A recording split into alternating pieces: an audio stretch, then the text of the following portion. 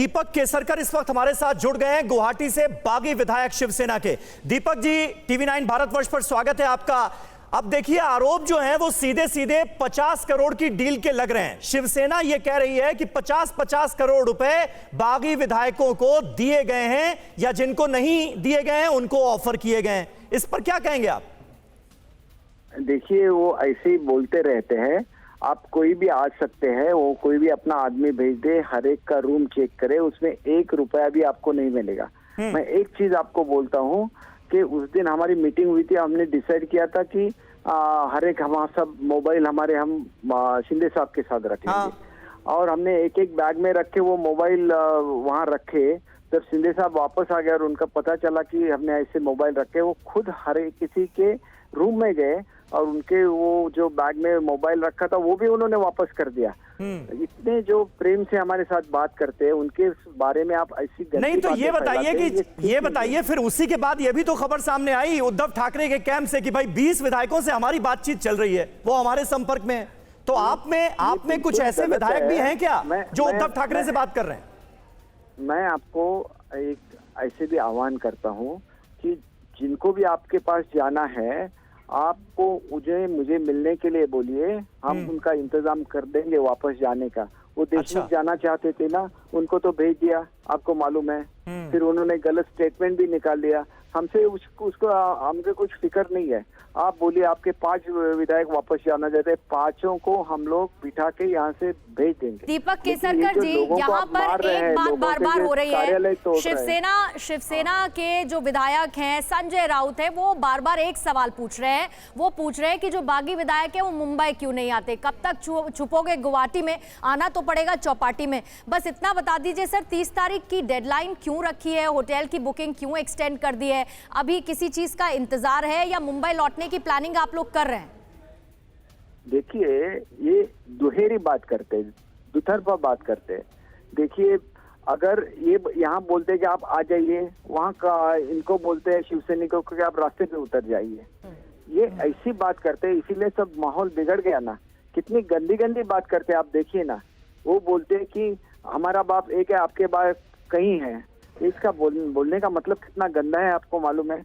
और ऐसी बातें अगर शिवसेना प्रमुख जब होते बाबा साहब, वो करते तो उनको 1 मिनट में वहां से निकाल देते। ये हमारा महाराष्ट्र का कल्चर नहीं है जी। दीपक जी एक बात और कही जा रही है। दीपक जी एक बात और कही जा रही है, और अलग अलग डिबेट्स के दौरान जो शिवसेना की तरफ से स्पोक्सपर्सन बैठते हैं वो ये कहते हैं कि वीडियोस तो शिंदे गुट जो है वो जारी कर रहा है, वहां कोई स्टाफ नहीं नजर आता, ऐसा लगता है कि कैद कर रखा है, किसी और का कोई मूवमेंट नहीं है। तो वाकई में आप लोग कैद हैं या फिर स्वेच्छा से आप लोग वहां पर हैं? क्योंकि अभी शिवसेना के स्पोक्सपर्सन हमारे साथ हैं, शिवसेना के नेता हमारे साथ हैं, जरा उनको बता दीजिए सर, अभी असल स्थिति क्या है? जबरदस्ती रखा गया क्या आप लोगों को? मैं उनके तसल्ली के लिए एक बहुत अच्छा वीडियो भेज दूंगा। अभी लाफिंग क्लब होता है ना, लाफिंग क्लब, वैसे हम लोग उनको हंस के दिखाएंगे क्या चीज चल रही है। हम लोग कोई बच्चे है क्या जो कोई हमको यहाँ पे ये करके रखे? हमें थोड़ा भी रखे ना तो हम तुरंत असम पुलिस को कंप्लेंट कर देंगे और वहां से बाहर निकल जाएंगे। हम तो एमएलए हैं, हमें कॉन्स्टिट्यूशन ने हक दिया है कहीं भी घूमने का, कहाँ जाने का, हमारा जो डेवलपमेंट है उसका हक दिया है। आपने हमको हमारे हक को मार के रखा है, हम पे एक दबाव डाल के आपने हमको कंपेल किया है यहाँ पे रहने के लिए। और ये सब राउत कर रहे हैं वहाँ बैठ के। वो बहुत अच्छे मित्र है पवार साहब के, बहुत मतलब करीबी है, उनके फॉलोअर है। तो पवार साहब ने 4 बार भी तो यही कह रहे हैं ना सर कि आए सामने आए दावा ठोके, और वो यही सवाल उठा रहे हैं कि क्या अभी भी आप शिंदे गुट पूरी तरह से अधर में हैं? अविश्वास है कि कहीं मुंबई आते ही स्थिति बदल ना जाए? चलिए, आशीष इस वक्त गुवाहाटी से हमारे साथ हैं। हाँ, आप अपनी बात पूरी करिए। एक सवाल था केसकर साहब को। मैं 2 मिनट बोलूं क्या? हाँ जी, हाँ जी, अपनी बात पूरी करिए दीपक जी। देखिए, हमने ये बोला था कि उद्धव साहब ना कि सिर्फ पार्टी के प्रमुख है, वो प्रशासन के भी प्रमुख है। He is the constitutional head of the state. तो उनको ये देखना चाहिए कि ऐसी चीजें महाराष्ट्र में नहीं हो, और जब ऐसी चीजें महाराष्ट्र में होती है तो ही सेंट्रल का फोर्स वहां पे आ जाता है। तो ये जरूरी नहीं है, ये करके सब पॉलिटिक्स बिगड़ रहा है। मेरी एक सलाह ऐसी रहेगी कि मोदी साहब जो है वो बहुत प्यार करते थे बाला साहब से, और उनके बहुत अच्छे रिलेशन उद्धव साहब से है, वो उनको छोटा भाई मानते हैं, तो उनसे बात कीजिए। बीजेपी के साथ चाहिए, हम लोग तुरंत आपके पास आ जाएंगे। हमें क्या है, हमें इतना ही कहना है कि आप एनसीपी और कांग्रेस के साथ मत जाइए। ठीक है, समझ गए। वानखेड़े साहब हमारे साथ मौजूद हैं, और वानखेड़े साहब भी आपसे एक सवाल करना चाह रहे हैं। दीपक जी, वानखेड़े जी। दीपक जी प्रणाम, नमस्कार। प्रणाम, नमस्ते। आपने अभी कहा कि जो भाषा उपयोग में ला रहे हैं वो सुनते तो बाला साहब ठाकरे बहुत नाराज होते, लेकिन जहां तक मुझे पता है कि छगन भुजबल और नारायण राणे के पार्टी छोड़ने पे जो बाला साहब ने वक्तव्य किया था, मैं तो वो टेलीविजन पे बोल भी नहीं सकता, इतना बिलो द बेल्ट था। और तब आप शिवसैनिक थे, बाला साहब के शिवसैनिक थे, और तब तो आप तालियां बजा रहे थे। तब तो आपने नहीं कहा कि ये असभ्य भाषा है। बाला साहब के कई ऐसे वक्तव्य हैं जो टेलीविजन पे नहीं बताए जा सकते, लेकिन तब आप साथ दे रहे थे। तो ये क्या सिर्फ समय समय पे परिभाषाएं बदलती है क्या सभ्यता की? बाला साहब का स्पीच चाहे कितना भी फायरी हो, महिलाओं के बारे में कोई ऐसी चीज बताए तो वो कभी भी टॉलरेट नहीं कर रहे थे, और ऐसी चीज महिलाओं के बारे में राउत साहब ने बोली है, ये बाला साहब कभी भी टॉलरेट नहीं करते।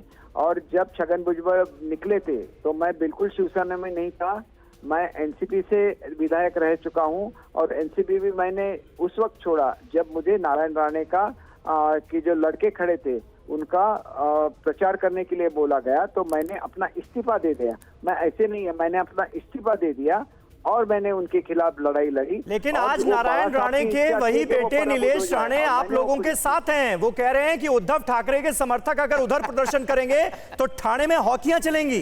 बिल्कुल। क्या चलेगी? हॉकी जी। तो ऐसा नहीं है कि ये जो हिंसा को आगे बढ़ाने वाले बयान है वो एक ही खेमे की तरफ से आ रहे हैं, दोनों की तरफ से आ रहे हैं। कहां किसने बोला है? मैं तो ऑफिशियली स्पोक्स पर्सन हूँ, मैंने कभी बोला है क्या? नहीं। नारायण राणे के बेटे नीलेश राणे ने बाकायदा ट्वीट किया है कि जवाब हॉकी से दिया जाएगा। वो हमारे स्पोक्स पर्सन है क्या? राणे के साथ हम कभी है क्या?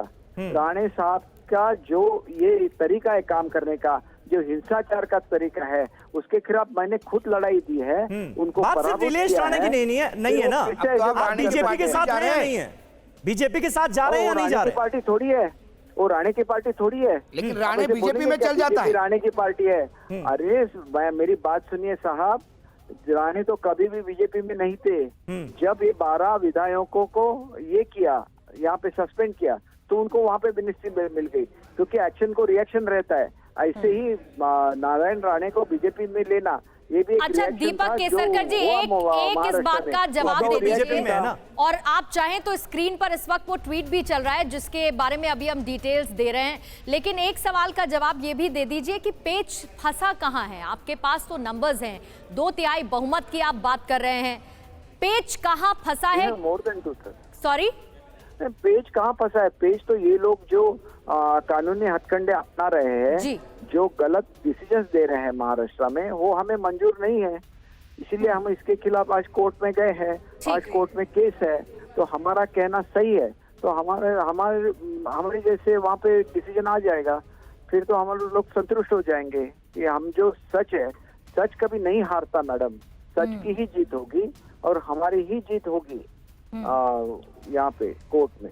चलिए ठीक है, सच की जीत का आप दावा कर रहे हैं और उद्धव ठाकरे का जो खेमा है वो भी यही कहता हुआ नजर आ रहा है।